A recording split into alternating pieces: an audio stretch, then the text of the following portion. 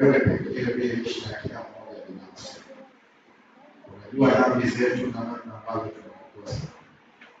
Hatuna sehemu nyingine sahihi ya upatanifu na mwanzo mpya wa maisha yetu isipokuwa kukimbilia kwako. Muda si mchache mbeleni, neno lako takatifu litatamkwa mahali hapa. Lakini sisi hatufanani uhitaji wa moyo, kila mmoja ana haja na nafsi yake. Sasa Bwana, tunamuomba Roho wako Mtakatifu ashuke ndani ya kila mmoja, ili neno litakaponenwa, Roho wako mwema akalete tafsiri ndani ya mtu kulingana na uhitaji alionao, ili mwisho wa ibada kwa pamoja tukakutane katika kiti cha enzi na kuanza upya maisha ya utukufu mbele zako, katika jina lako Yesu. Amen.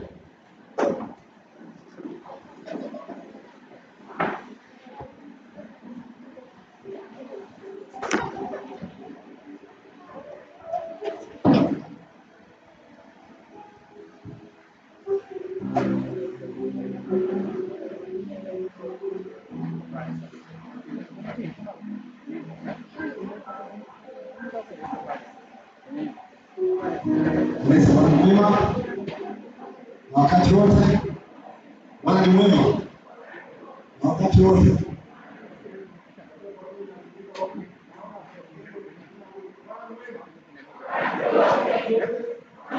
Basi kwa kila sababu ya kushukuru sana Mungu kupatia nafasi ya kuelekea kwa kanuni mwake siku ya leo, na tunakwenda kuanza au kuendeleza program za kuendelea kutukuza na kusifu yeye siku ya leo. Tutapenda kwanza kushirikiana kwa kukaribisha wale ambao wamekuja pamoja nasi kuabudu katika sabato takatifu ya Bwana siku ya leo. Ni kusoma na kuomba tafadhali, simama na endelea kusimama mpaka pale ambapo tutakuambia haya. Tuna wageni sita ambao tutaendelea na kuendeleza kitabu cha wageni siku ya leo. Wa kwanza ni Joseph Idrisa anatokea Arusha Katoliki. Nasemaje? Wasara Wilson anatokea Mkocheni, lakini ni mshiriki wa soka mbele SDA. Sara Wilson, ukuta ulipo. Kwa hiyo nje, lakini tuna Jessica sana, yeye anatokea Mkocheni. Tafadhali kusoma mnaposoma. Amina, nasemaje jamani? Hatua ya Mikani Safari anatokea Malawi, Kituka SDA. Nasemaje? Tuna Elements Kaunda kutoka CAF SDA. Nasemaje? Tuna Dafles Free kutoka KCAP. Dafles Free kutoka nasemaje jamani? Kuna mgeni yote ambaye anafika kufika hasa kupata nafasi ya kuhakikisha kitabu hiki kama upo utasimama pamoja nasi siku leo. Nakuomba mnasemaje? Kama ilivyo ada yetu kwa karibuni kwa ajili ya ukaribisho wa wageni wetu. Shukrani kwa vile kukaribisha wageni kanisa zima.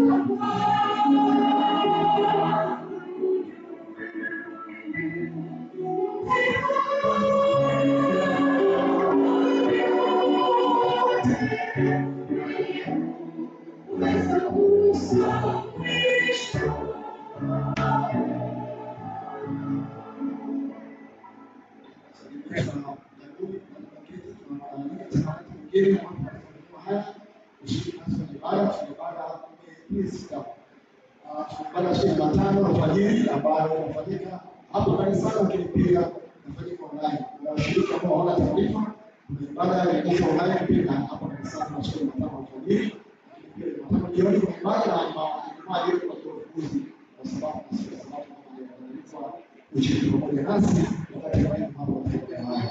Tukaribishe kwa vitu kwa ajili ya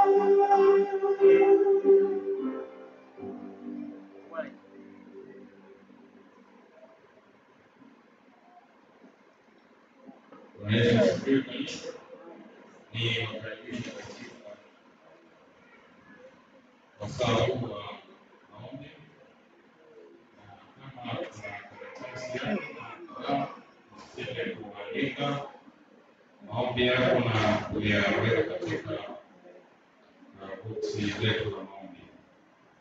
Tuombe. Baba Mtakatifu, jina lako litukuzwe sana. Wakati huu tunaofungua maandiko na mioyo yetu kwako, tunakuomba utupokee, ukatusikie, ukatusamehe na kutusafisha. Neno hili likawe ni baraka kwetu kwa jina la Yesu. Amina. Kitabu cha Yona sura ya 2 ndilo somo letu la maombi. Tutasoma mafungu yake kwa kutafakari. Yona sura ya 2. Wakati tukisoma utakuwa ukifikiri na ile hitaji lako, ule mlima unaopitia au changamoto ambayo unaikumba sasa katika maisha yako. Wakati tunasoma Yona sura ya 2 na ule mstari wa kwanza na kuendelea, nitasoma kwa jina la Bwana. Amen. Ndipo Yona akamuomba Bwana Mungu wake katika tumbo la yule samaki. Yona aliomba akiwa katika tumbo la samaki. Akasema, nalililia Bwana kwa sababu ya shida yangu, naye akafanya nini? Akaniitikia. Katika tumbo la kuzimu naliomba, nawe ukasikia sauti yangu. Maana ulinitupa vilindini, ndani ya moyo wa bahari, katika ya maji kanizunguka pande zote.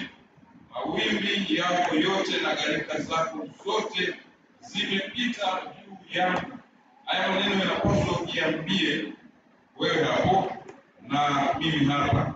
Nami nikasema, nimetupwa mbali na macho yako, lakini nitatazama tena kukabili hekalu lako takatifu. Maji yalinizunguka, hata nafsini mwangu vilindi vilinizunguka. Mwani ulikizinga kichwa changu. Fungu la 6, nalishuka hata pande za chini za milima, hiyo nchi na mapigo yake yalinifunga hata milele. Lakini umeipandisha nafsi yangu kutoka shimoni, Bwana Mungu wangu. Fungu la 7 ndio msisitizo wa somo langu, na fungu la 8, roho yangu ilipozimia ndani yangu, nalikumbuka Bwana, maombi yangu yakakuwasilia katika hekalu lako takatifu. Bwana Yesu asifiwe. Wakati Yona alipotaka kuzimia, kimbilio lake pekee lilikuwa ni nini jamani? Maombi, akielekeza uso katika patakatifu ambapo Bwana uketi. Fungu la 8, fungu la 9 anasema, lakini mimi nitakutolea sadaka kwa sauti ya shukrani, nitaziondoa nadhiri zangu, wokovu kutoka kwa Bwana. Mwisho kabisa neno linamalizika kwa kusema, Bwana akasema na yule samaki, naye akamtapika Yona pwani. Amen. Mwisho Yona alipata kushinda kwa njia ya maombi. Wakati tukielekea katika kupiga magoti, tukiwakilishwa na mchungaji atatuwakilisha pamoja na mzee. Mchungaji utaombea watendakazi ambao wamechaguliwa na baraza bado hawajapitishwa. wakili Mzebure kuombea juma hili la wakili. Bwana akabadilisha mianzo yetu ya mwaka 2026 kwa mawakili wenu.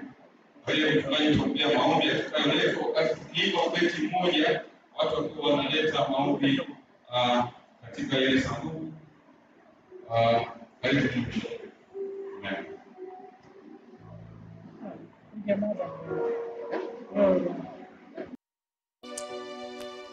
Tutaimba wimbo namba 22, beti la kwanza na la 4, beti la kwanza na la mwisho.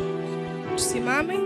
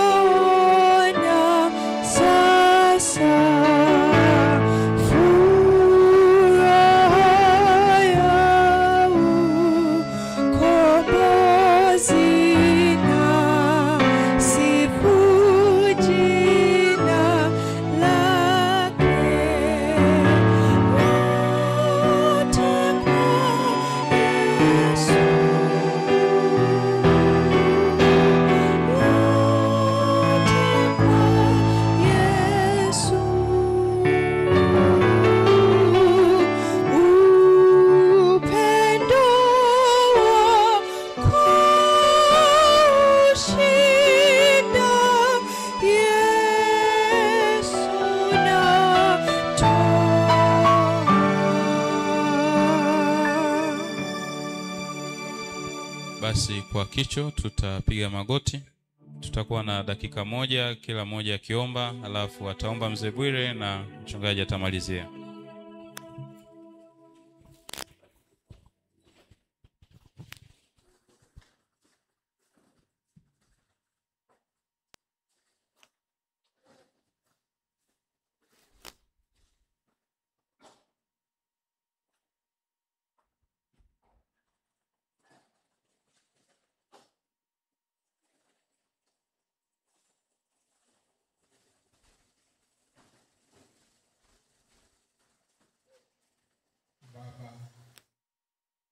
Baba mtakatifu uliye juu mbinguni, tuko mbele zako kwa siku ya leo kwa ajili ya shukrani jinsi ulivyo tulinda toka sabato iliyopita hadi sabato leo. Asante kwa wiki ya uwakili ambayo tulianza Jumamosi na leo. Asante kwa mchungaji ambaye umeamua kumtumia aweze kufikisha ujumbe wako kwa watu wako. Baba, tunaomba ukapate kututizama na kusikia leo yote ambayo tunaeleza, lakini zaidi sana tunaomba pia ukapate kutusamehe pale ambapo tumeenda kinyume cha mapenzi yako, kuanzia tulivyoachana Jumamosi tulipotoka hapa Sabato iliyopita hadi Sabato ya leo. Inawezekana mahala tulikwenda kinyume cha mapenzi yako. Tunarudi mbele zako tukiomba msamaha ili tuweze kukubalika tunapokuwa katika ibada. Baba, tuko mbele zako sasa tukileta maombi yetu thabiti. Moja, katika ombi hili la uwakili ndani ya watu wako wanaosikia haya maneno yako, inawezekana wapo wadogo, inawezekana wapo wenye shida mbalimbali za kiuchumi au uhitaji wa namna yoyote. Leo Baba, tunaomba mwisho wa ibada hii wakapate uponyaji. Lakini pia Baba, tunaomba utupatie Roho Mtakatifu ili aweze kutukumbusha haya uliyokusudia kuyapata katika kipindi cha wiki nzima na tuliyoyasikia na tutakayoyasikia siku ya leo mchungaji atakapokuwa na neno. Baba, Roho wako akatusimamia na kutukumbusha juu ya wito wetu ambao tumeitwa kwao tukiwa hapa duniani ili tukaweze kutumika. Nasi tuweze kutumika kulingana na mapenzi yako ili watu wengine pia wakapate kuliona na kuliinua jina lako kupitia katika maisha. Asante Baba. Haya tunaomba, lakini tukiamini kwamba utakuwa pamoja nasi na utaendelea kuwa pamoja na mtumishi wetu, ili yote atakayokuwa na yaneno yakawe msaada. Haya ndio maombi yetu tunayoomba na tukiamini kwamba unasikia na utapenda katika jina la Yesu Kristo. Asante Baba yetu wa mbinguni. Yesu, liko kundi kubwa la watu uliowachagua wewe kwa ajili ya wito wa utumishi kwa mwaka unaofuata. Kwa umaalumu sana tunakushukuru, maana kuchaguliwa kwao ni kwa sababu wewe uliridhia watumike.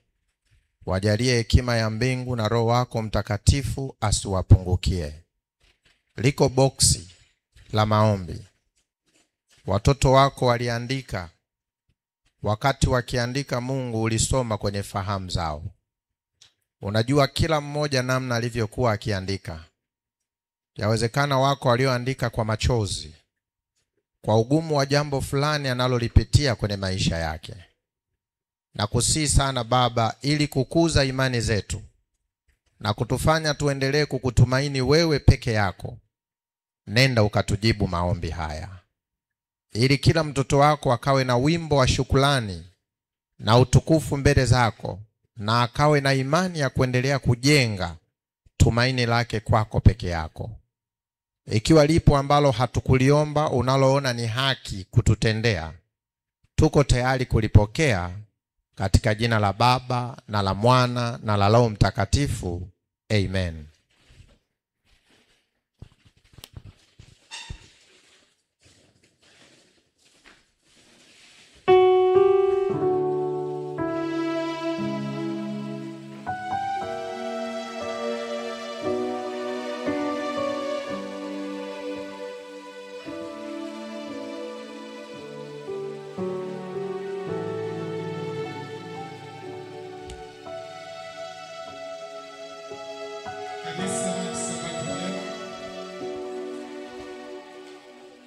Ni wakati mwingine tena mzuri wa kuweza kusikia fungu kuu. Ninaomba sote tutafunua kitabu cha Yohana Mtakatifu 10 na lile fungu la 11. Nalo linasema kama ifuatavyo: mimi ndiye mchungaji mwema. Mchungaji mwema hutoa uhai wake kwa ajili ya kondoo. Narudia, mimi ndiye mchungaji mwema. Mchungaji mwema hutoa uhai wake kwa ajili ya kondoo. Na Mungu abariki.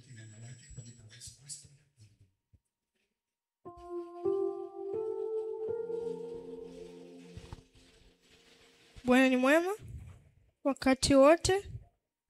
Tutapatiwa wimbo wakati wa sadaka na wakati wa kumkaribisha mhudumu na kwaya yetu ya kanisa. Tusimame na wimbo namba 105.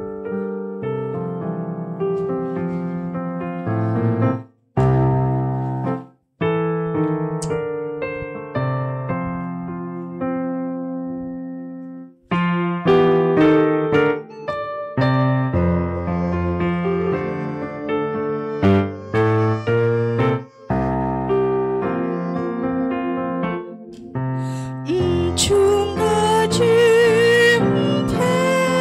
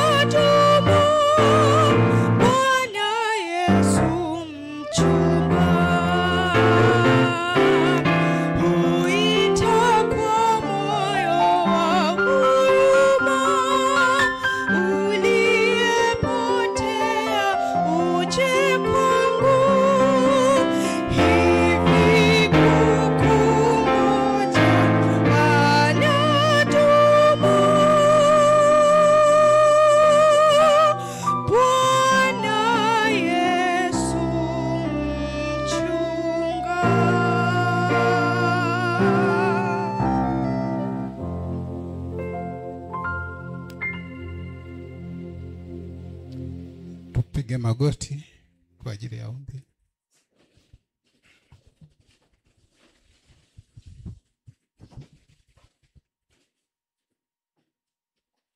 Tuombe.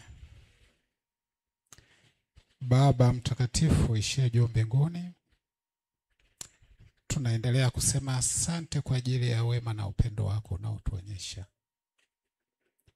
Tizama, tuko mbele zako tena sabato ya leo.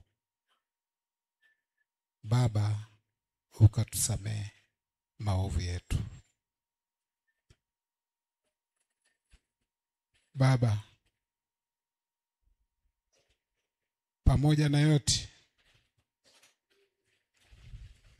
tunamleta pia mtumishi wako ambaye umemwandaa kwa ajili ya neno lako, anayetupatia mkate wa uzima kwa siku ya leo, na ameendelea kuwa pamoja nasi kwa kipindi cha wiki nzima iliyopita.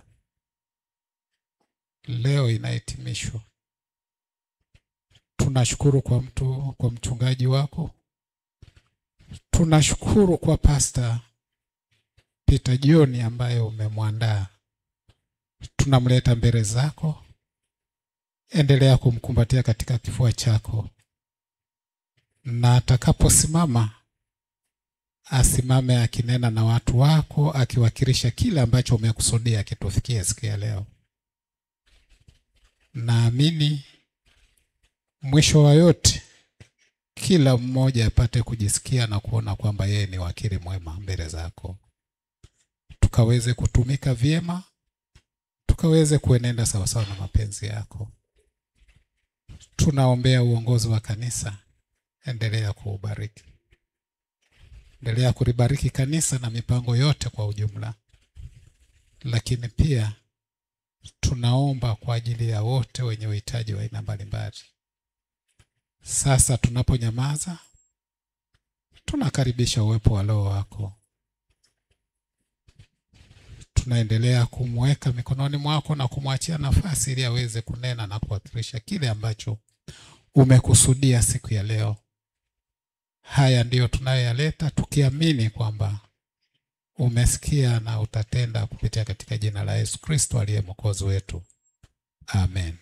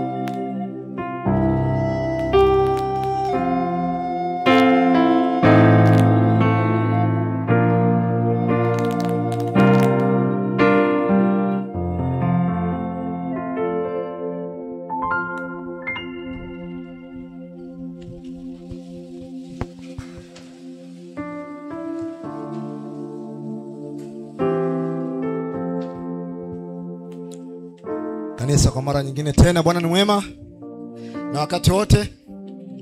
Basi tunakwenda kupata kusoma mada za uwakili na kutafakari mada za uwakili ya sabato ya leo, ikiwa ni sabato 49, tukiwa tumebakisha sabato 3 kumaliza sabato 52 za mwaka 2025. Na kichwa elekezi cha somo la mada ya uwakili asubuhi ya leo kinasema mwaka mpya. Anasema, je, uwakili wako ukoje? Ni swala la kutafakari. Jitafakarishe moyoni mwako na akilini mwako, uwakili wako ukoje? Katika mwaka uliopita ulimwibia Mungu katika zaka na sadaka? Ni kutafakari tu. Tafakari moyoni mwako, je, katika mwaka huu ambao unakwenda kuisha kuna sehemu ambapo ulichukua kile cha Bwana? Tazama ghala zako zilivyojaa tele, ghala zilizojaa vitu vizuri ulivyopewa na Bwana, na ndipo ujiulize ikiwa umemrudishia mpaji kilicho chake au vipi. Ikiwa umemnyang'anya Mungu, fanya bidii urudishe. Kwa kadiri itakavyowezekana, sawazisha mambo ya nyuma, ndipo umuombe Mwokozi akusamehe. Je, hutarudisha kwa Bwana kilicho chake kabla ya mwaka huu unaopita milele? Ukiwa na mzigo wake wa kumbukumbu la deni lake. Hii inatoka kitabu cha Review and Heralds cha Desemba 23, 1902. Tutafakari katika utoaji wetu. Pengine katika mwaka huu mimi nimemwibia Bwana zaka au sadaka au mali yake ambayo nilipaswa kurudisha kwake. Basi ni vizuri tunashauriwa kwamba tujenge uhusiano wetu tena upya na Bwana wakati tunapoendelea kuingia katika mwaka 2026. Bwana tubariki. Karibu kwa ajili ya somo la zaka na sadaka.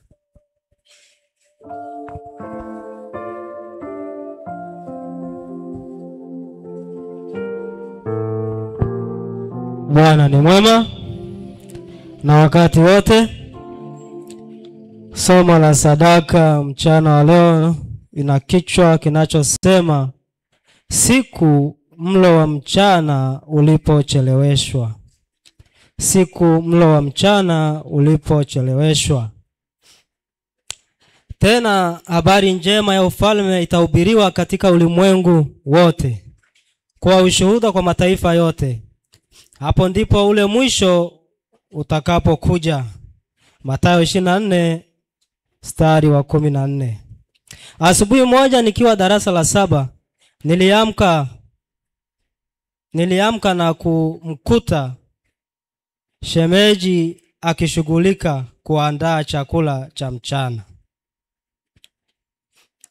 Viambato alivyokuwa akitumia havikuacha mashaka kama chakula cha mchana kitakuwaje.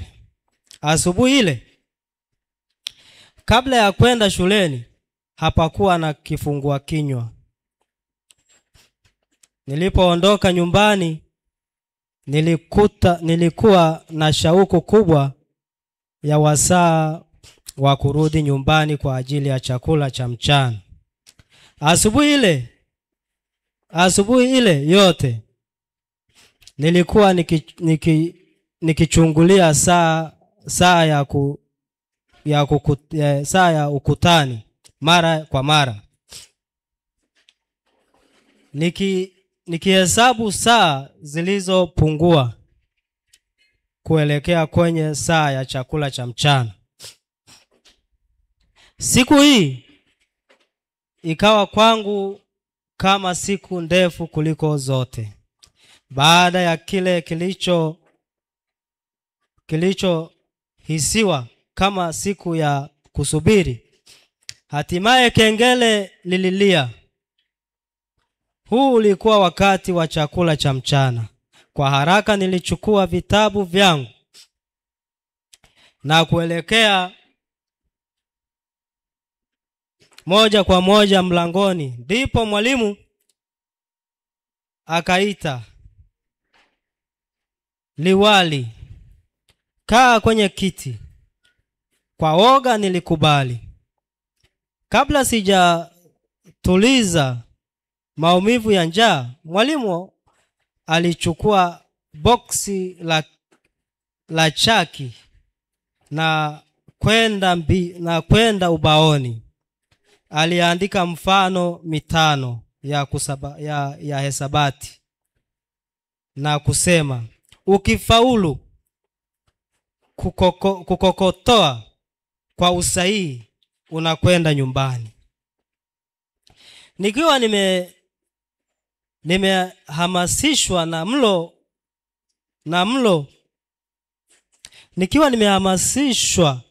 mlo mtamu unaoningoja, niliharakisha kutoa kitabu changu na nikasimama mbele ya mwalimu tayari kukamilisha kazi yangu. Unaweza kuelewa jinsi nilivyofurahi aliposahihisha karatasi yangu swali la kwanza hadi la 4 yakiwa sahihi. Jambo la kusikitisha, aliweka mkasi kwenye swali namba 5.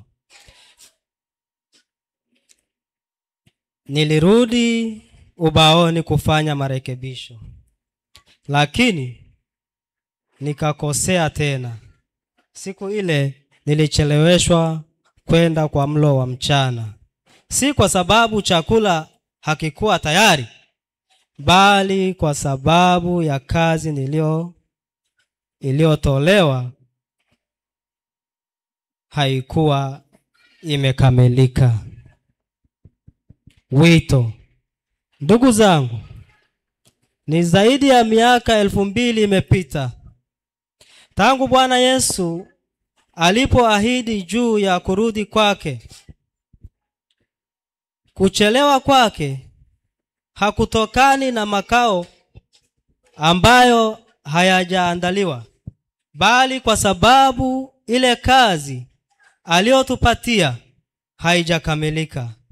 Hebu tufanye kazi na kutoa kwa ajili ya kuunga mkono uenezi wa Injili. Twende nyumbani na tusiendelee kuchelewa. Bwana alibariki neno lake katika jina lake Yesu. Amen. Tuombe. Mfalme wa amani na Mungu mwenye haki, watoto wako tayari kukutolea. Pokea sadaka ikapate kibali machoni pake katika jina lako Yesu. Amen.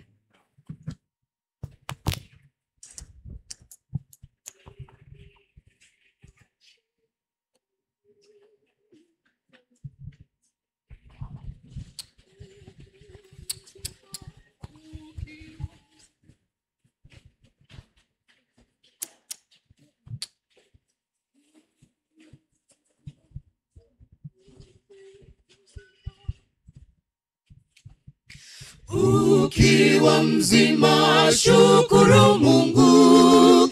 Yesu akuita ufanye kazi. Roho za watu wengi zimo gizani.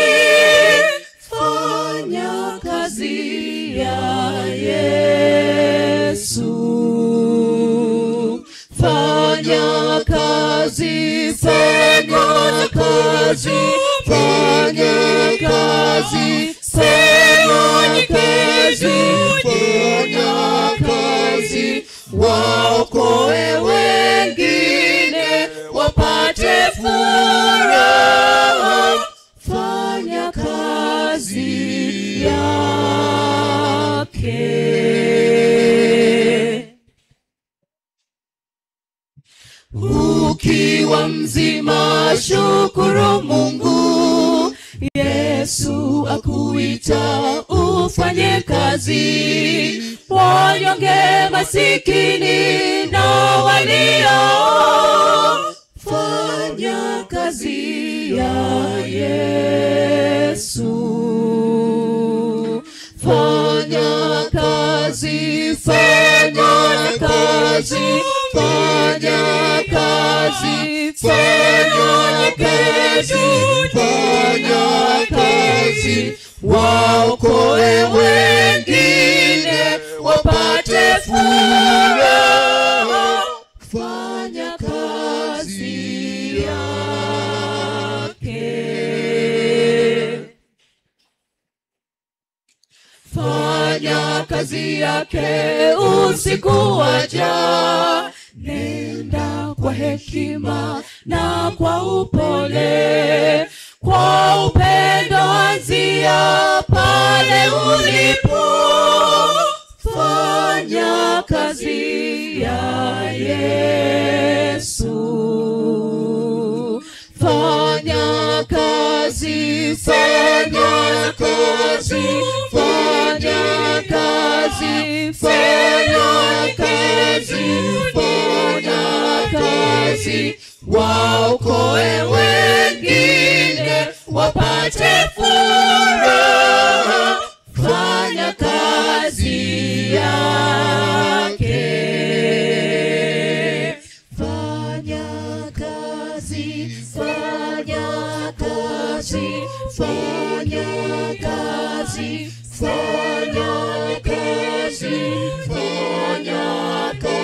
kazi, waokoe wengine wapate furaha. Fanya kazi yake.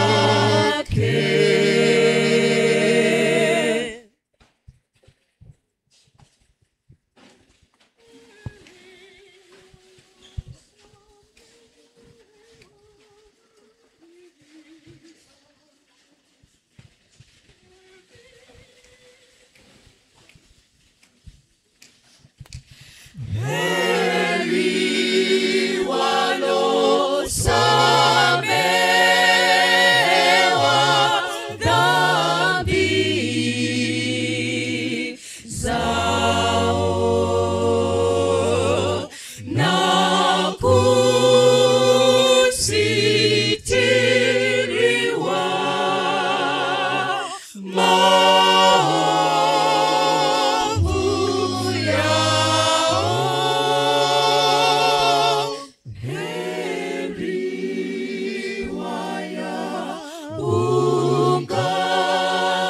wayaungamao makosa yao.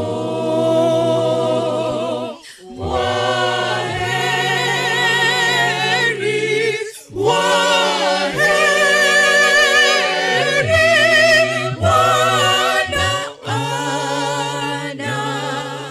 wanasema,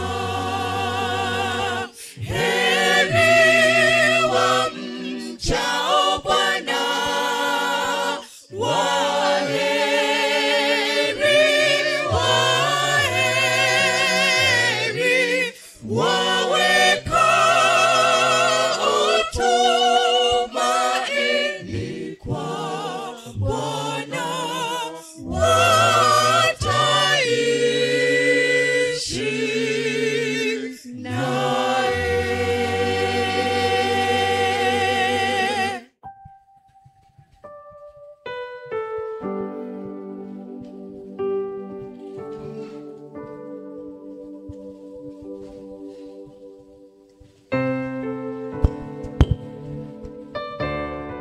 Nasemaje?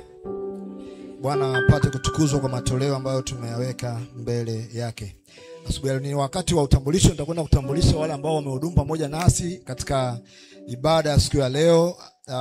Kwaya mnaiona hapa mbele ni kwaya ya Kanisa la Adventista wa Sabato Mikocheni, na watashiriki tena kutoa hubiri la kutangulia hubiri la mchungaji ambaye atakwenda kuwa nasi katika siku ya leo.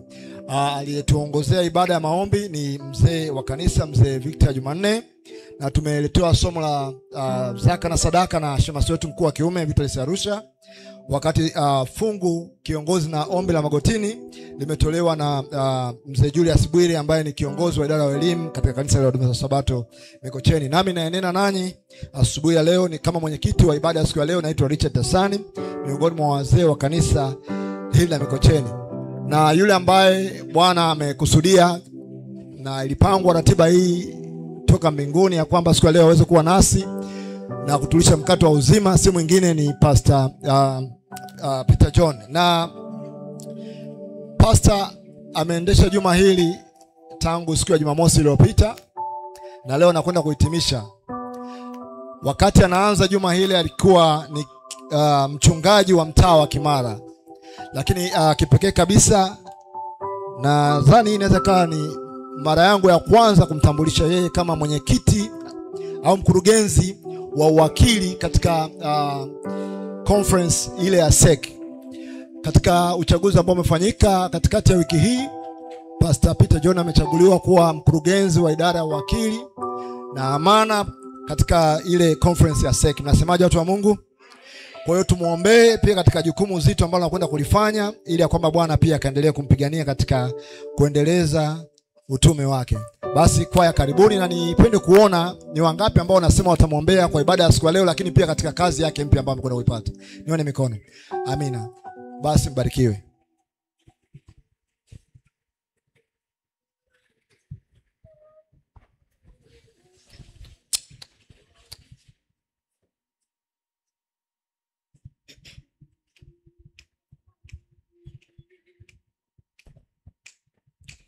One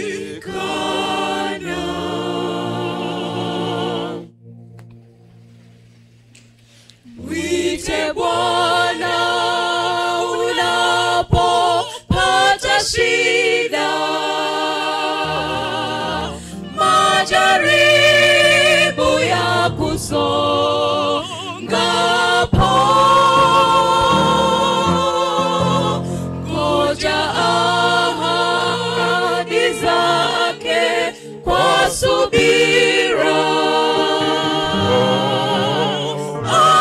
atajibu maombi yako.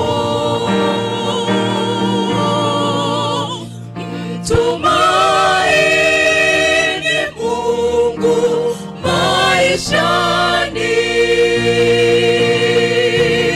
mwamba wetu usiotikisika.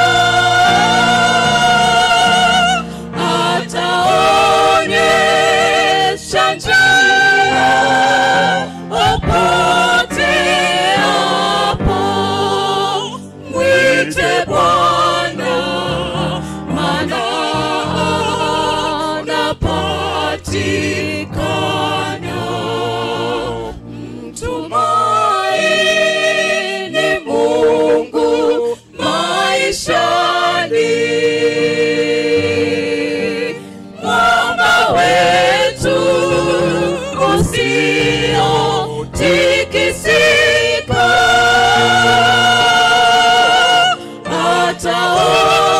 Ataonyesha njia upoteapo. Mwite Bwana, maana anapatikana.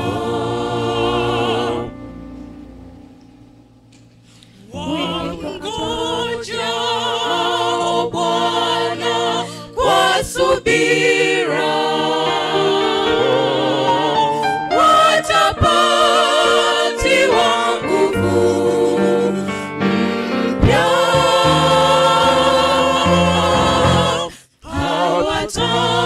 Hawatachoka, hawatazimia. Bwana yupo pamoja nao.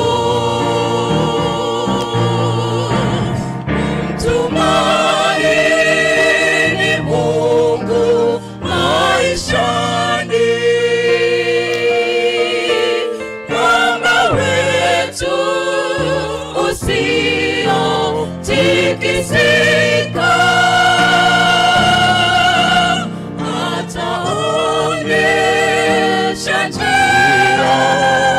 upoteapo. Mwite Bwana, maana anapatikana. Mtumaini Mungu maishani, mwamba wetu usiotikisika.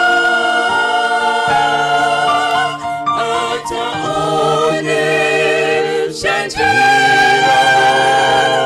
upoteapo. Mwite Bwana, maana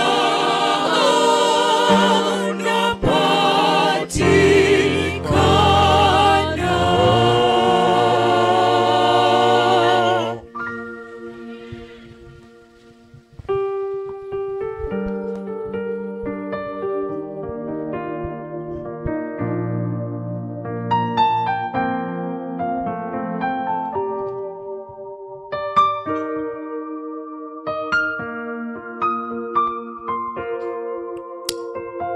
Watu wa Mungu, Bwana Yesu asifiwe. Bwana Yesu asifiwe. Naona tumechoka sana. Tunaweza kusimama mara moja. Samanini kwa usumbufu. Kama una hali tu njema ya kiafya, unaweza ukasimama, then jinyooshe, strengthen yourself. Tuna safari ya masaa kadhaa, kwa hiyo ukishamaliza unaweza kukaa. Saizi ni saa 6:10, na kwa kawaida tumezoea saa 6:30 tunamaliza ibada. Na mimi natamani sana nikizidi sana basi na dakika 40 mpaka 35 tuwe tumemaliza. nitoe pole. Siku ya Alhamisi na Ijumaa tulishindwa kuwa na masomo yetu ya juma la uwakili. Ikimpendeza Mungu, tumekubaliana leo saa 9 kamili nitasimama hapa kwa ajili ya kumalizia vipengele viwili tulivyoviacha. Kwa hiyo wale ambao tumekuwa wote juma zima, ni kuombe weka ratiba yako vizuri, na mimi nitakuwa mwaminifu. Saa 9 kamili tutaanza na mpaka kwenye saa 10, saa 10:30 naamini tutakuwa tumemaliza. Kabla tujaenda kwenye somo la leo, nimefurahi kukuta nimesali na watu ambao hatukupanga kusali nao, ila tunafahamiana, na mmoja huwa hapendi nimtambulishe kabisa.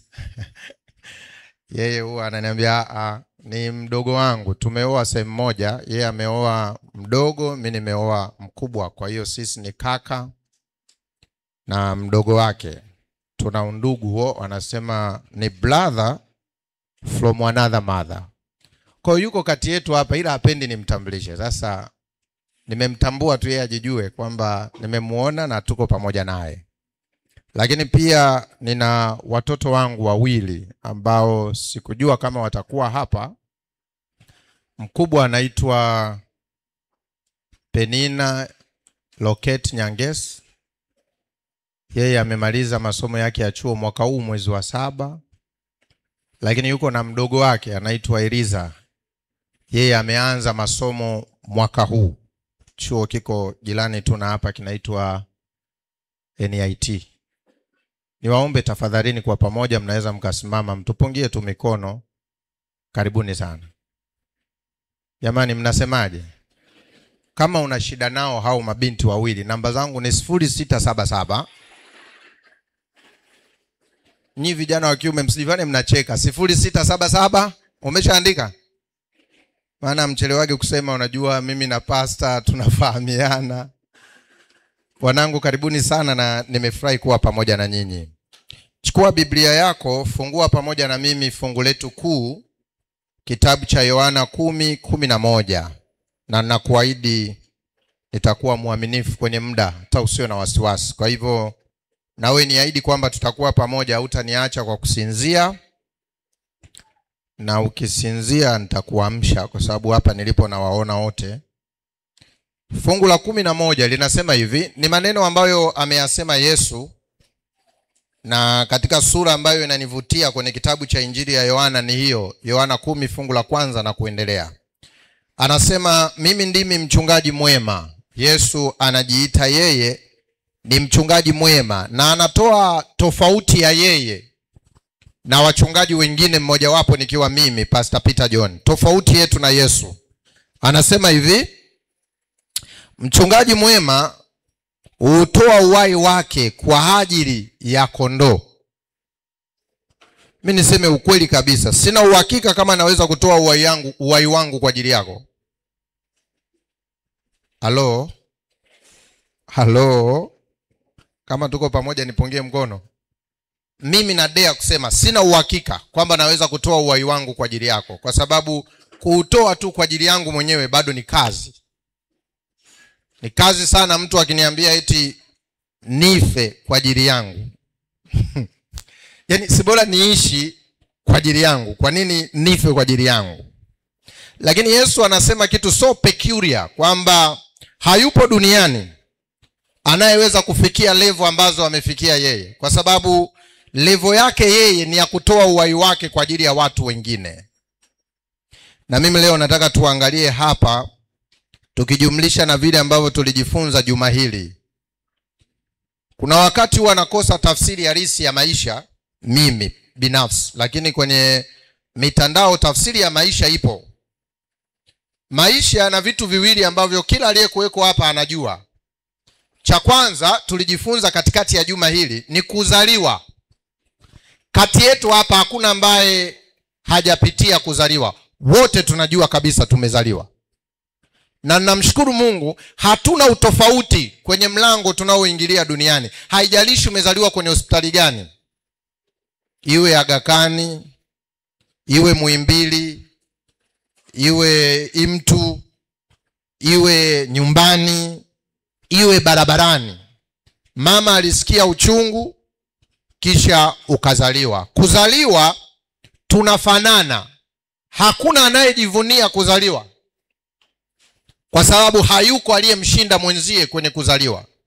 Kila mmoja tuko sawa na hatujawahi kushindana kuhusu kuzaliwa. Jambo lingine ambalo wote tuliokuweko hapa tuna uhakika nalo na tunafanana ni kufa. Bwana Yesu asifiwe. Kama kuna kitu kwenye maisha na uhakika nacho kuliko vitu vingine ni kufa. Wote tuliokuweko hapa tuna uhakika kabisa siku moja tutakufa.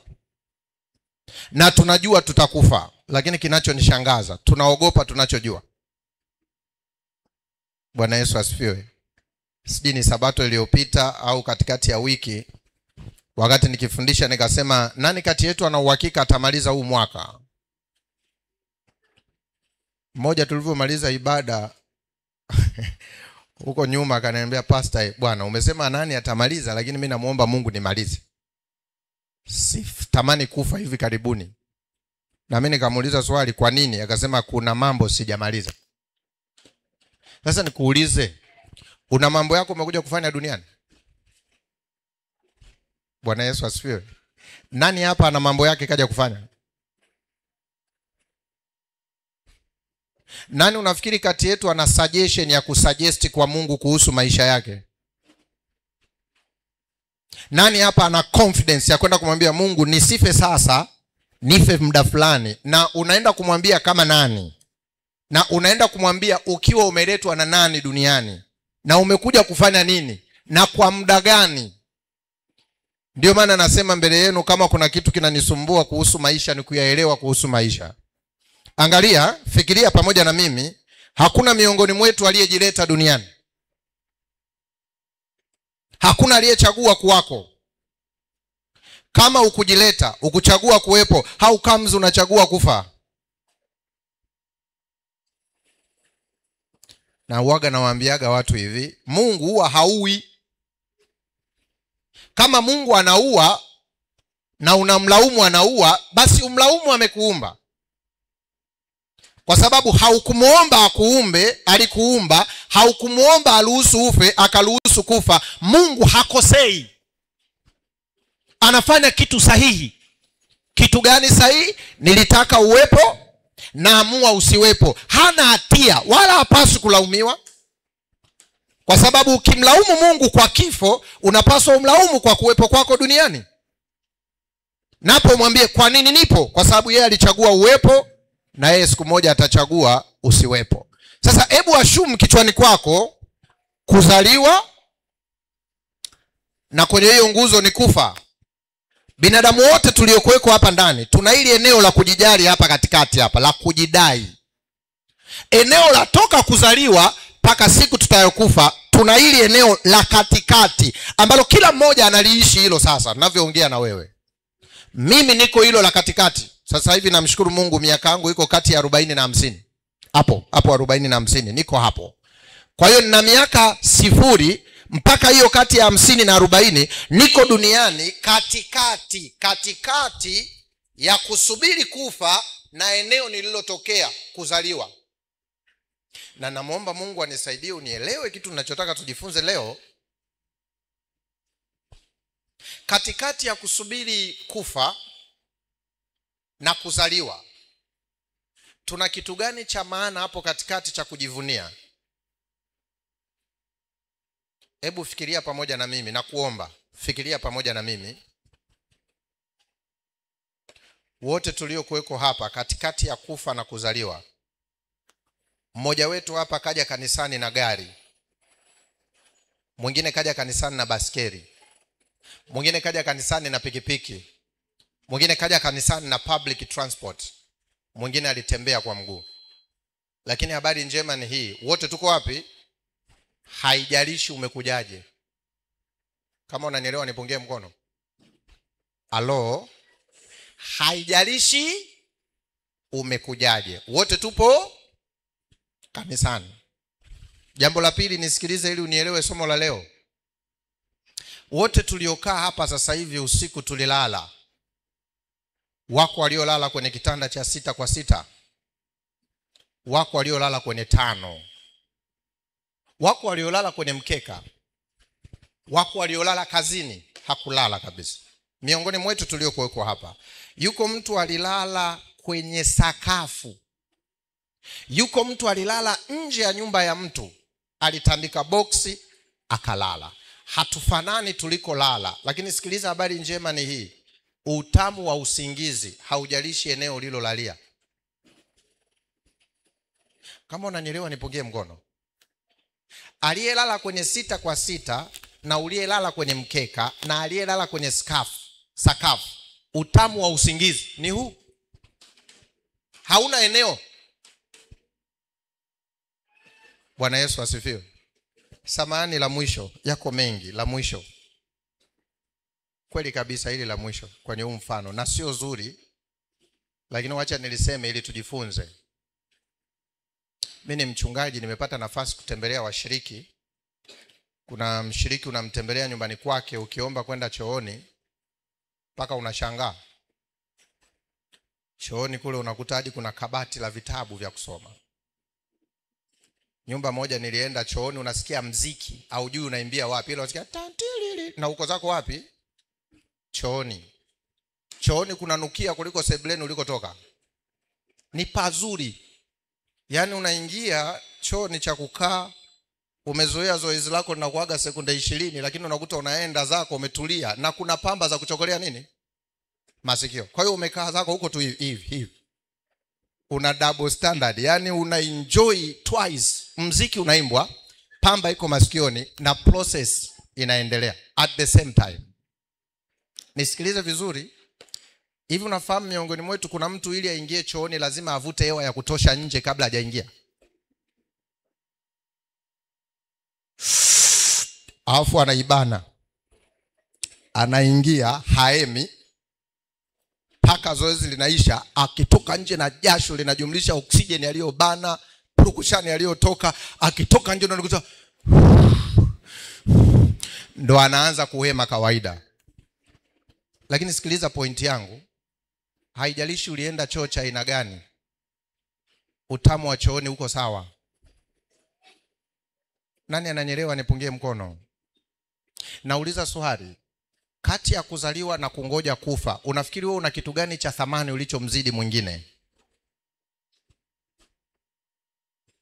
Na naomba ufikiri taratibu, ninachosema usiende haraka. Kati ya kuzaliwa na unaposubiri kufa, unafikiri wewe una nini cha thamani cha kumdharau mwingine na kujiona wewe ni bora kuliko wengine?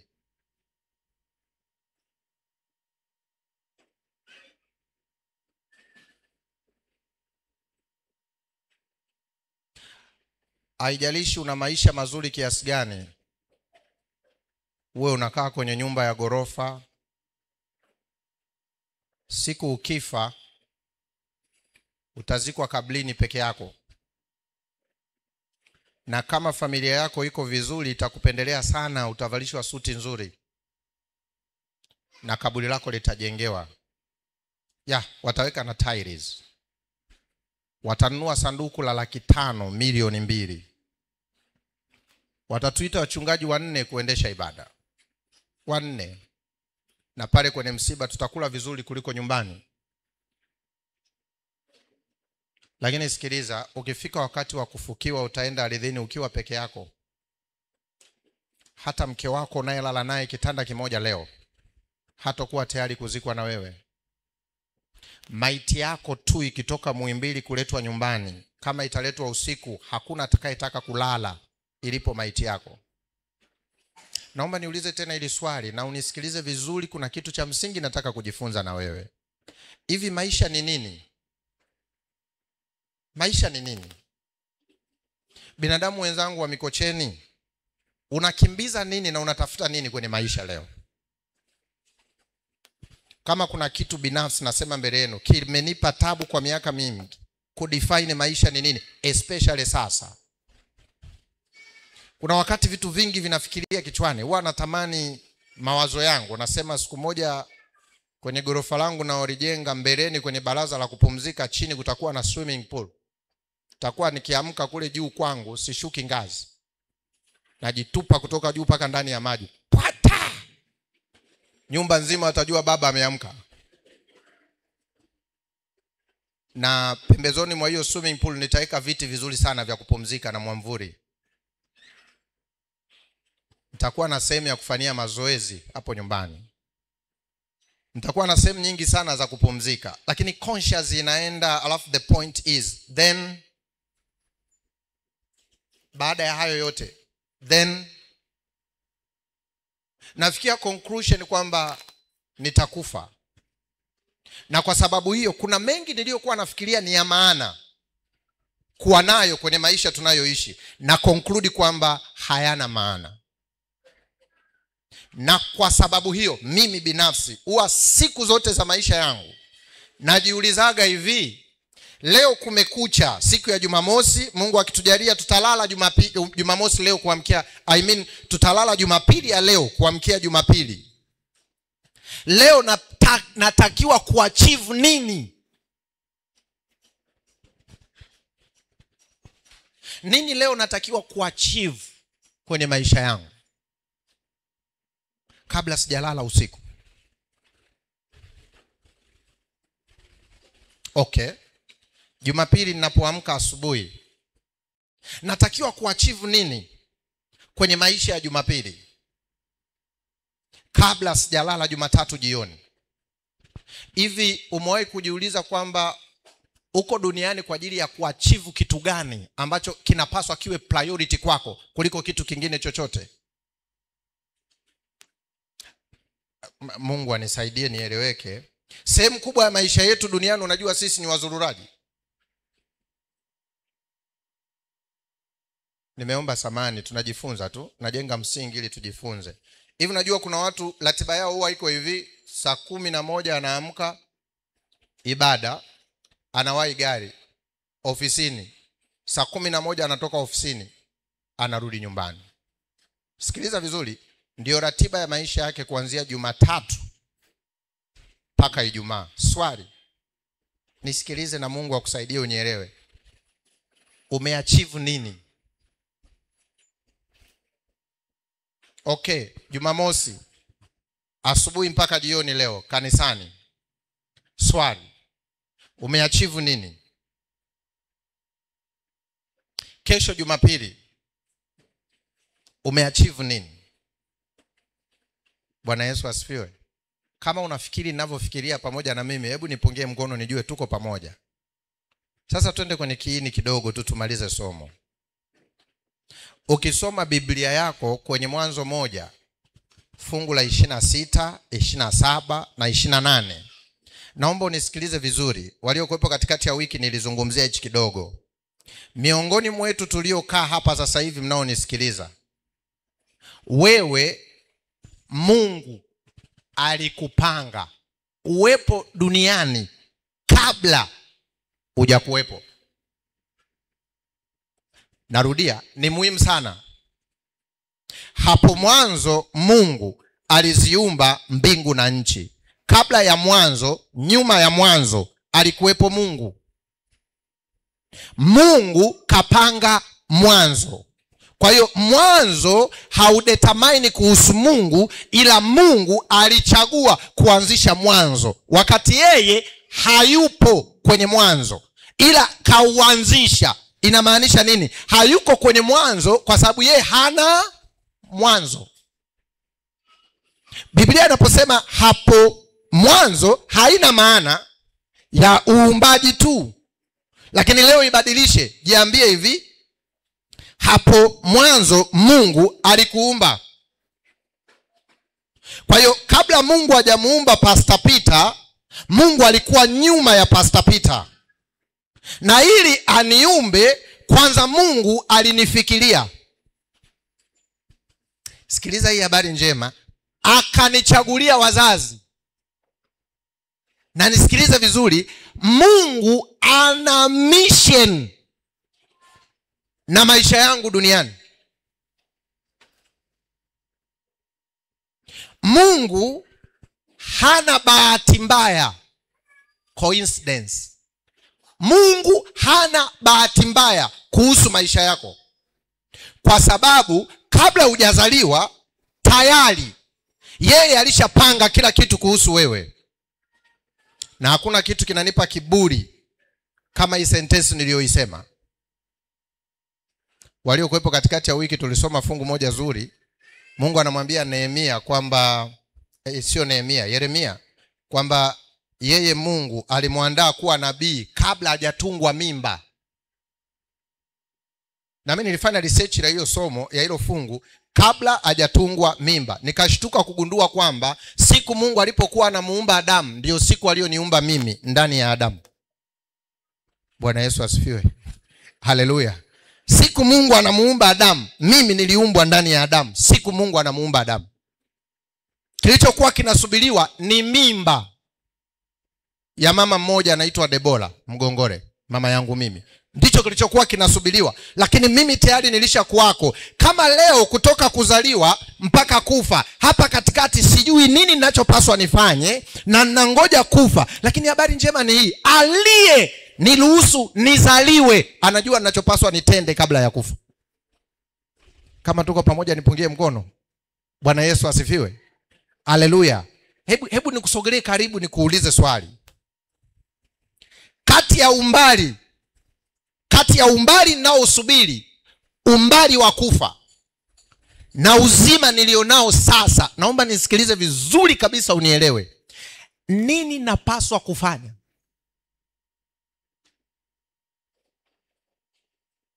Sijui kama utaelewa hiki ninachofundisha. Sipaswi kutafuta maisha. Sipaswi kutafuta elimu. Sipaswi kujenga majumba. Nisikilizeni Wakristo wenzangu, hapa katikati nilipo napaswa nimtafute aliyenitengeneza aniambie napaswa kufanya nini. Mungu wangu. Watu wa Mikocheni, nani ananielewa ninachokisema? Wachache sana. I know it's not easy. Naomba watu 7, samani, naomba vijana 7 mnisaidie. Changamkeni kidogo tumalize somo. Nimeahidi sitaenda sana. Simama tu hapo rafiki yangu. Hapo. 7. Nini vijana mnisaidie tu 7. Mweke mstari. Jamani nina 4 hapa. Nasubiri 3. Vijana mnisaidie haraka 7. Tafadhali. 1 2 3 4 5 6 7. Na wewe njoo tutue 8. Hakuna shida. Nikishuka hapo chini nitakudistabu. Naweza kushuka Okay, asante. Naomba hata kama ulikuwa unalala usilale kidogo. Ama unashauri tufanyie juu? Okay. Hapa tulipo si wote mnatuona? Naomba yule wa 8 amejipanga naye. 1 2 3 4 5 6 7. Kuna mmoja wa 8 nilisema asirudi. Elda njoo tushirikiane mtu wa Mungu. Njoo nikusumbue. Elda nenda usimame kwa mtu wa 6. Simama mbele yake kama nilivyosimama mimi hapa kwa mtu wa 6. Alafu angalia mbele yako. Angalia mbele yako. Mungu wa mbinguni anisaidie ni watu mnielewe. Sikiliza vizuri. Siku ya kwanza ya uumbaji, Mungu aliumba nini? Nuru. Siku ya kwanza Mungu aliumba swali. Kabla nuru haijakuwepo, Mungu alikuwepo hakuwepo? Kwa hiyo Mungu alikuwa nje ya nuru. Halo? Haya, kama Mungu alikuwepo kabla ya nuru, Mungu anataka nuru ili awepo. Ili kanisa washiriki wenu ni watakatifu, mnawaambiaga kuongea kanisani ni dhambi? Mungu anahitaji nuru ili awepo? Okay. Kama Mungu hahitaji nuru ili awepo, aliitengeneza nuru kwa ajili ya nani? Imagine kabla Adamu hajazaliwa, tayari Mungu anafikiri mahitaji ya Adamu kabla Adamu hajakuwepo. Yaani siku ya kwanza ya uumbaji, Mungu anasema nina bidhaa nataka iende duniani. Inaitwa Pastor Peter John. Yes, nataka aende duniani kufanya 1 2 3. Napaswa kumuandalia facilities za kufulfill mission ninayomuitia duniani kabla hajakuwepo. Na ndio maana siku ya kwanza Mungu anaandaa facility zitakazomsaidia Adamu kufulfill plani. Sikiliza vizuri, sio plani ya Adamu, plani ya Mungu.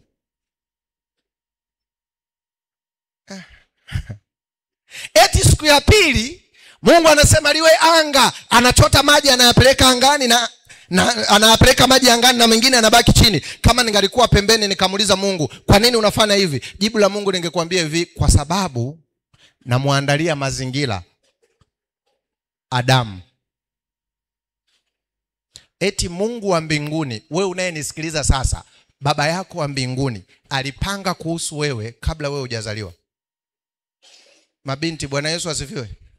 Halafu wewe mpaka leo umekata tamaa, unahangaika na mchumba. Unakuja kushtaki hadi kwa mchungaji, pastor, miaka 27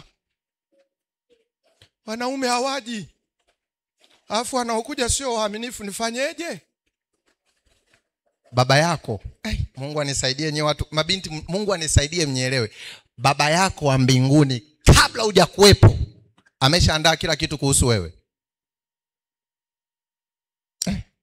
Siku ya 3 Mungu anasema hivi, maji yote yakusanyike sehemu moja, iwe nchi, yote miti ya kila aina, muembe, mparachichi. Umewahi kula nanasi lilokaribia kuoza?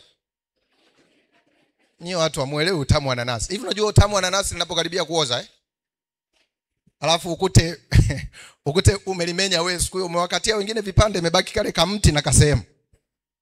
Angalia ule utamu wa nanasi. Eti Mungu alifikiria utamu wa nanasi sio kwa ajili yake, kwa ajili ya Adamu kabla haja. Mimi nina matunda nayapenda. Kuna embe linaitwa dodo, na lenyewe ukiliokota leo, likianguka leo usilile leo, kula kesho. Kuna embe ndogo ndogo zinaitwa sindano, ukitaka kula lazima taa. Naamini kuna watu wananielewa, wameishi haya maisha. Yaani embe sindano ukiila taa inawaka, utashindwa kuila vizuri. Kuna wakati zinakuaga na wadudu. Lakini ukizima taa wewe eti baba yetu wa mbinguni aliandaa embe zinaitwa sindano, zimechongoka ndogo tamu. Ukimuuliza Mungu siku ya 3, why are you doing this? Anakuambia for the sake of Peter. Yaani anayeni stress hivi ni Peter. Then nikuulize uliyekaa hapa, why are you worried? Unaogopa nini kwenye maisha? Kitu gani kinakutisha kikubwa? Leo eti kuna mtu anakosa la anaishi na 9 Disemba iko kichwani. Hivi unajua kuna watu hawali vizuri, 9 Disemba iko wapi? Hivi unafahamu kabla ya mwaka huu, kabla ya kila kilichotokea, baba yangu wa mbinguni kuhusu mimi, kila kitu kuhusu mimi kiko mikononi mwake. Hivi unafahamu no one can distract, even destroy me. Hivi unafahamu hakuna mtu anaweza kukuua mpaka baba yako ameruhusu. Bwana Yesu asifiwe. Hivi unafahamu uhai wako huko mikononi mwa binadamu yoyote? Hivi unajua duniani hakuna mtu wa kukutishia. Maana hakuna anayeku-own except God himself. Mungu ndio anayekumiliki. Mungu anayajua usiyoyajua. Wakati mwingine baada ya hofu na mashaka, tutumie kama mtaji wa kurudi kwa baba yetu wa mbinguni, ili yeye atudirect ana nini katika nyakati tunazozipitia sasa. Maana kwake hakuna bahati mbaya. Eti siku ya 4 Mungu anaumba jua na mwezi, ukimuuliza kwa ajili ya gani anasema anataka binadamu awe na masaa. Eti siku ya 5 Mungu anasema hapana, huyu nataka awe mmiliki, namtengenezea ndege, samaki. Mnamfahamu Sato? Akaangwe, alostiwe na tui la nazi, waeke na pilipili mbuzi. Sio kama nataka kula hivyo mchana, yani mimi nazungumzia tu.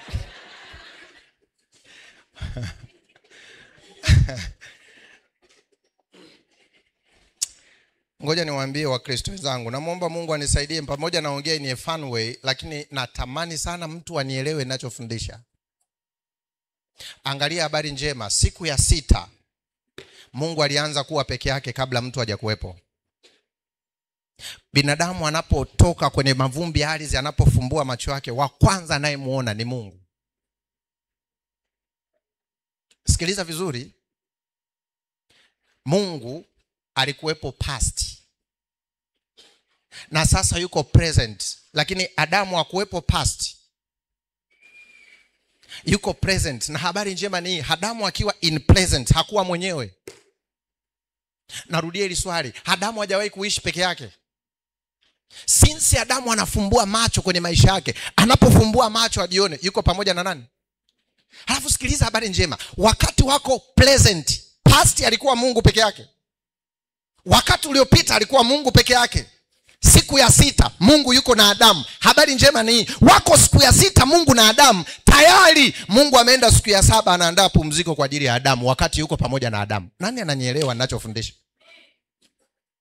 Ni watu, nani ananielewa ninachofundisha? Wakati niko na Mungu, wakati uliopo, wakati huo tayari baba yangu wa mbinguni yuko wakati ujao kuhusu mimi. Naomba nikuulize hili swali. Unaogopa nini leo duniani? Nini kinakustress? Nini kinakunyima la?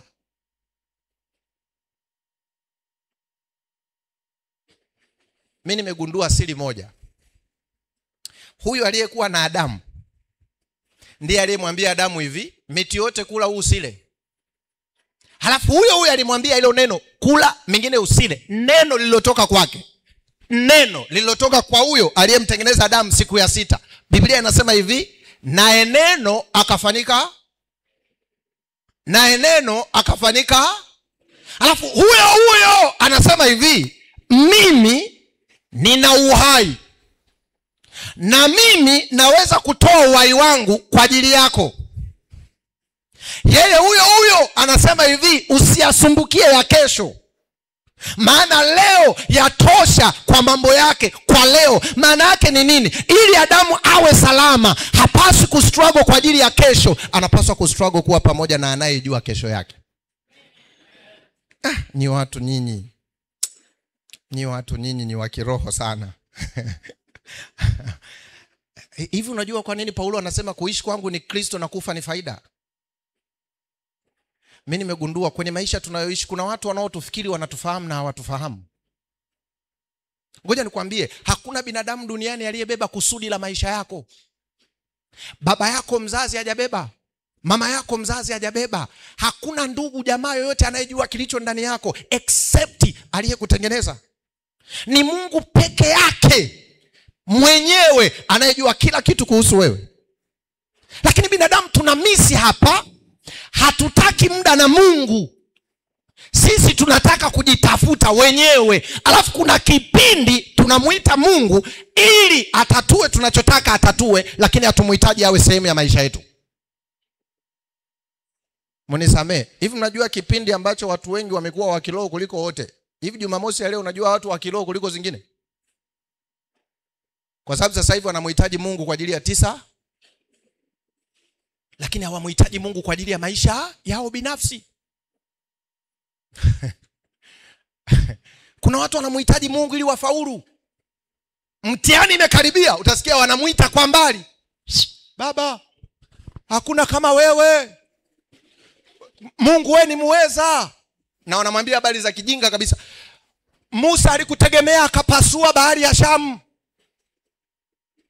Baba, Elia alipiga maji Yordani alipasuka akapita kati. Huu mtihani ni kitu gani kwako? Ingilia kati mwanao nifanye vizuri Lakini akiwa kule mbali naye anakuambia nilisema usizini, vipi? Unaanza kumwambia hizo usizini achana nazo kwanza tu.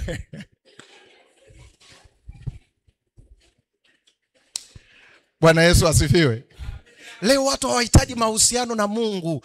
Watu hawamuhitaji Mungu kuwa sehemu ya maisha yao. Leo watu wanamhitaji Mungu asolve problem zao. Ndio maana binti akiwa anatafuta mchumba, pastor anakuja hadi ofisini, pastor nisaidie, Mungu anipatie mwenzi. Tunaomba, akimpata, pastor Mungu ni muweza, Mungu anaweza, kapatikana, na Jumamosi naleta sadaka ya shukrani. Wakikaa miezi 3 akiacha unasikia vipi? Ameniacha. Ngoja nikwambie hivi, unajua amisha kule, unajua ukimaintain, nisikilize vizuri, ukimaintain mahusiano mazuri na Mungu, hakuna linalokupa stress duniani. Ukipata mchumba uko pamoja na, akikuacha uko pamoja na. Kama ulivyotoa sadaka, ulipompata katoe sadaka, alipokuacha. Mpigie simu mchungaji, mshukuru. Mwambie pastor, habari njema, ipi? Kaniacha. Lakini sisi tumekuwa Wakristo ambao tunafanya determination eti wapi Mungu kaweza, wapi Mungu hajaweza. Na ninaogopa sana, akili za binadamu zimekuwa kama mgando. Hivi unajua kuna watu wanaamini Mungu yuko kwenye hili jengo ili mnaloliona, ila ukitoka hapo nje hayupo. Hivi unajua kuna watu wana akili hizo. Ndio maana wanakaaga na majoo mlangoni, kwa sababu humu ndani ndio yuko, ila ukitoka hapo fresh. Yaani kule Mungu yuko. Lakini Mungu hazungumzi hili jengo. Mungu anasema mwili wako ni hekalu la nani? Mungu anahitaji Pastor Peter ni spendi muda wangu duniani kuwa na yeye. Alafu sikiliza, hata asubuhi nikiamka simuombi anilinde. Simuombi Mungu anilinde, maana anajua kwa nini kaniamsha na anajua ninachopaswa nifanye siku hiyo. Lakini angalia wewe maombi yako. Baba mtakatifu, Mungu muumba mbingu na nchi, kumekucha. Nitatoka kwenda kazini. Nitapanda gari lililotengenezwa kwa mikono ya wanadamu. Unamtuma sasa Mungu, tuma malaika wangapi? Na unamwelekeza, mmoja akae kushoto kwa gari, wa pili akae kulia kwa. Na unamkumbusha, dereva atakayeendesha gari ni binadamu. Tuma malaika wangapi sasa? Akamshike nani? Sasa wakati unamuomba hivyo Mungu, Mungu akiangalia kwenye structure ya maisha yako, siku hiyo wewe ndo unatakiwa ufe. Wewe umekazana, tuma malaika wangapi? Yaani Mungu anatamani kukwambia acha ujinga, wewe unakufa leo. Lakini nisikilize vizuri kama utanielewa. Hivi unajua unapopaswa uamke asubuhi, cha kwanza unapaswa uconnect na baba yako wa mbinguni. Asante Mungu kumekucha. Mimi nina tabia mbaya sana nikiomba. Honest nasema mbele yenu. Kuna wakati namwambiaga hivi, mzee, kumekucha leo. Ratiba. Niko chumbani tu mwenyewe, nakaa kimya ajibu. Naambia sasa ujibu. Mimi ninatoka. Liwalo liko juu. Mimi sihusiki. Hivi unafahamu pindi unaposalimisha hivyo maisha yako, hivi unajua Mungu anakuwa responsible kwako automatically. Kwa sababu sikiliza, Mungu hakulindi wewe. Mungu analinda kusudi aliloliweka wapi? Hivi unafahamu kuna watu duniani hapa, wewe ukifa sasa hivi kuna mtu aokolewi bila wewe. Huwa nawapaga watu mfano ili wanielewe. Mimi nina mama aliyenihubiri, mama wa Kijaruo, nampenda, ni mama yangu kabisa. Hata nimejipanga tarehe 23 naenda Shirati kumtembelea. Huwa namtaniaga au naambiaga nyumbani. Hivi unafahamu yule mama yake mzazi angetoa mimba, labda mimi nisingemjua Yesu. Hivi unafahamu yule mama akiwa peke yake wakati anajaribiwa, mimi niko nyuma yake. Hivi unafahamu uliyekaa hapa maisha yako sio ya kwako tu. Unafahamu Mungu kaweka jukumu kubwa sana ndani yako na macho yake yote mawili yako kwako. Lakini wewe umekuwa unamdisappoint. Humwachi Mungu ainstruct maisha yako, ila wewe unataka umuinstruct yeye aende unavyotaka wewe. Na ushukuru Mungu ana rehema. Akiniachia mimi nimshikie na kuua. Mungu aseme tu siku moja niko busy, Peter nishikie. Unafikiri nani anabaki hapa? Wewe unaamka asubuhi unaanza kuniambia tuma malaika watatu, mmoja achike gari na kukoa kwanza kwanza, acha ujinga. Mimi ndo ninajua. Bwana Yesu asifiwe. La mwisho tuombe. Niulize swali. Kwa nini wakati mtumbwi una dhoruba baharini, nazungumzia Marko 4, wanafunzi wana struggle kujiokoa, Yesu kalala? Kwa nini? Pastor, nafurahi kukuona pastor. Eti usiku chombo kiko baharini, dhoruba inatandika, wanafunzi 12 wako macho, wana struggle kujiokoa, Yesu kashuka chini ya shetli kalala. Na wakati maji yanaingia kwenye chombo yanajaa kule aliko Yesu, ameloa tepe tepe na kalala usingizi mzito na watu wanakufa. Swali, kwa nini Yesu kalala?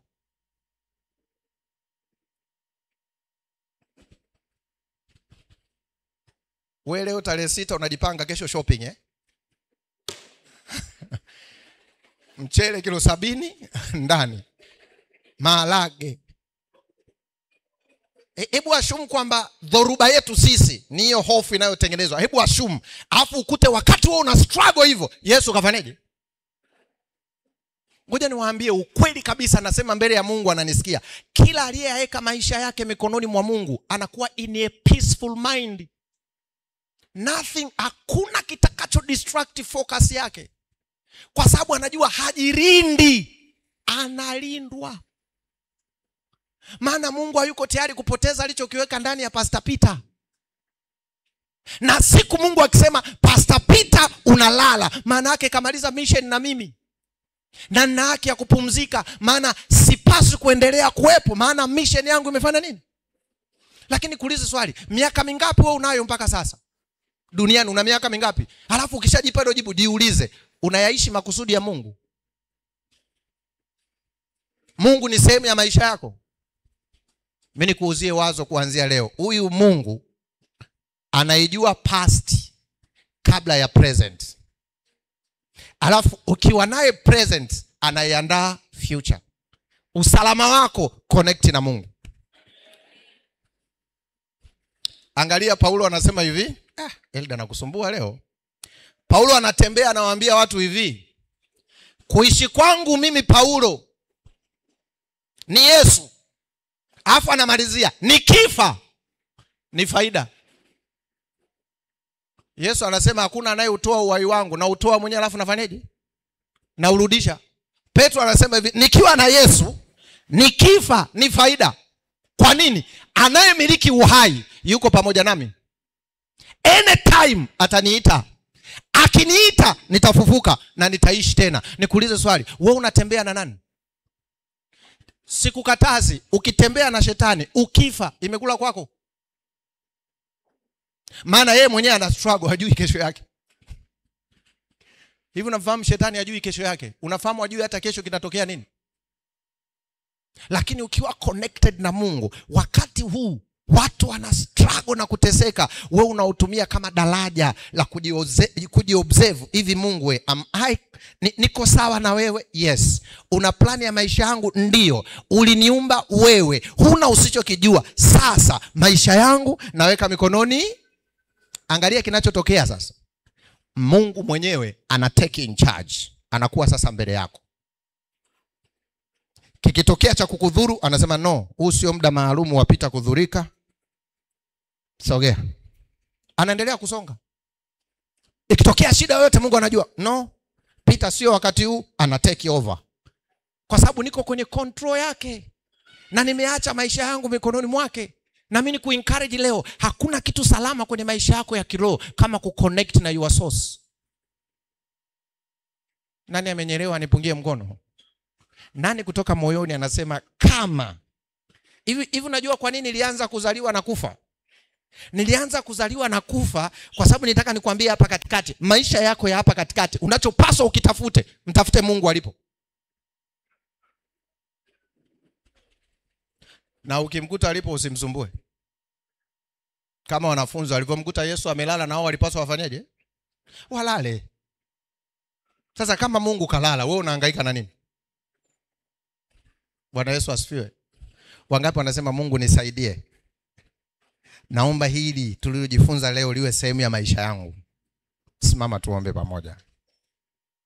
Simama tuombe pamoja rafiki yangu. Mimi sijui kuhusu maisha yako, lakini na kuencourage leo, yatoe maisha yako kwa Mungu. Alafu muache aliyekuumba ana faili kuhusu maisha yako. Hivi unafahamu Mungu anajua tarehe ya kufa kwako na atakayeendesha ibada ya mazishi? Kwa nini leo tusijifungamanishe na huyu Mungu aliyetuumba, anayejua thamani yetu? Asante mtukufu Baba na Mungu wetu wa mbinguni. Tumerudi mikononi mwako. Leo duniani kuna hofu na mashaka. Hata nchi yetu ya Tanzania tuna hofu kubwa zinazojengwa na mitazamo ya watu. Wewe ni Mungu uliyeumba ulimwengu. Hakuna kinachotokea duniani kinachokushtua. Maana ni Bwana unayejua kila kitu kuhusu sisi. Ulituumba na kutuweka duniani na una makusudi na maisha yetu. Leo hii tunaomba kwa ajili ya nchi yetu Tanzania. Hebu ingilia kati katika changamoto za maneno na hofu zinazozungumzwa. Lakini tujalie sisi kama wanadamu, huu kawe wakati muafaka wa kuutafuta uso wako, na kisha kujifungamanisha na wewe unayejua kesho yetu. Maana maisha yetu yako salama pindi wewe utakapoyatawala. Tusaidie sasa Kristo kukupenda, kujitoa na kuacha mengine yote, ila wewe ukawe kila kitu kwetu. Ili wewe ukisimamia maisha yetu, siku zijazo zikawe na utukufu. Siku zijazo zikawe sifa na utukufu kwa wengi, na kwa kupitia maisha yetu yakawe baraka. Tujalie utulivu wa mioyo. Tupatie uaminifu wa kuishi kwa uaminifu mbele zako. Tuepushie hofu na mashaka zinazotengenezwa. Tufanye kuishi katika hali halisi ya uwepo wako ndani yetu. Na tumaini letu pekee tunapopaswa kuliachia ni mikononi mwako. Hatujui maisha yetu duniani yanakwenda kukoma lini, lakini tunakujua wewe ulikuwepo kabla yetu. Tunakujua wewe ndio uzima. Tunajua wewe ndio uliyechagua tuwepo. Wewe pia umetuahidi tutakapokuamini na kukutumaini na kuyaishi makusudi matakatifu ya mbingu kwenye ulimwengu wa sasa wenye changamoto nyingi zinazosababishwa na muovu shetani. Umeahidi Yesu kutulinda, kututunza na kutufanya kuwa baraka kwa wengi sasa, lakini pia umetuahidi ujapo mara ya pili tutayaishi maisha matakatifu pamoja nawe. Na kwa sababu hiyo, sema na kila mmoja aliyesimama sasa, kwa namna unavyojua moyo wake, namna Yesu unavyojua dhambi zilizo ndani yake, na kusi Baba tutakase, tusafishe, tufanye kufanana na wewe, na siku zilizosalia za maisha yetu duniani tujalie sasa kukuishi wewe ukiwa ndani yetu. Ninaamini hata lile nililoshindwa kulitamka na kuliomba, unaloliona ni haki kututendea, nenda utende sasa, katika jina lako takatifu Kristo Yesu tumeomba. Amen. Mungu awabariki. Asanteni sana.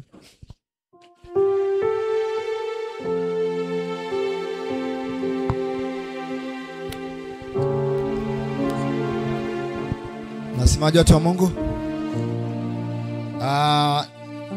Nimetambua ya kwamba uwakili ni mpaka ujifungamanishe na nani? Na Mungu, ili ubebe kusudi la nani? La Mungu lilo ndani yako. Bwana tubariki sana kwa ibada ya siku leo, na pastor barikiwa kwa somo nzuri ambalo Mungu amekutumia kulifikisha kwa wana na binti zake. Tumefikia mwisho wa ibada yetu ya asubuhi ya leo, na kabla hatujatoka nitamuomba aliyekuwa akiongoza ibada kwa njia ya nyimbo atakuja hapa mbele na atatupatia utaratibu wa namna ambavyo tutakwenda kutoka siku ya leo. Lakini pia nitambue utendaji kazi mkubwa wa watu wa mawasiliano wakiongozwa na Evans Kamanga, lakini pia watu wa kuchukua video wakiwa wanaongozwa na Emmanuel Dako pamoja na Laban Kaheze na pia pianist wetu wa siku ya leo. Bwana atubariki sana, ikawa ni sabato yenye baraka kwa kila mmoja wetu siku ya leo. Bwana atubariki na tukae na siku njema.